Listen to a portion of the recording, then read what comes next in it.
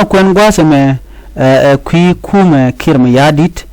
kume kirma yadit ga jom chalat ka kui media ne dial content la roi ni la ka nan kare jam ka kwirington konan twok ka nasir kana wulang men bana ngaki gore jen odine dia de ka bit ko dara no dara kan nak pin cha ngaji winmon ke chaling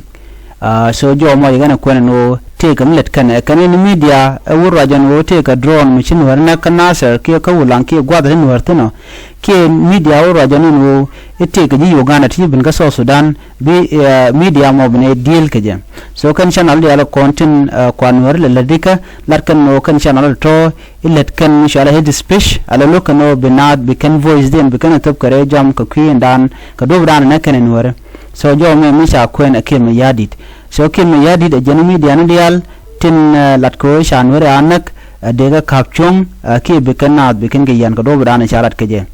kan GSS PDF cha bula no na kan na ji Uganda cha bula no na kan wari bishok agwele cha bula no kan na kan war so ana me mugiyen tara ke lew gor ko ban wer ba kan gonten kon tegatin agenda an lat kan gor kan no de china chikan bro mun ko media na ken ba media na ken dial media ni jane media ni tet mi yen guyen ka kan media dial to amani tanji Equatoria DNA no can take against Nuer Kendial. Whatever they do is against Nuer community. Tell me that can alamu go am don't de madeje ko all the media mi make la ne wuten mi ne make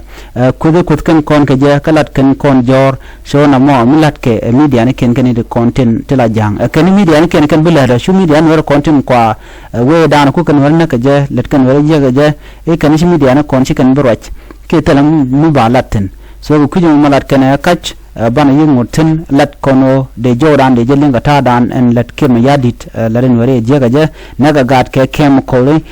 boga na krem yale ka jano lar jen wo bume ramu bum chero de wajuro ne ko ken bu ko dwal ne ke jejen bor ko wada mo boro no ji Uganda so kim yadit tele long tele mu to ko je so jo la de zero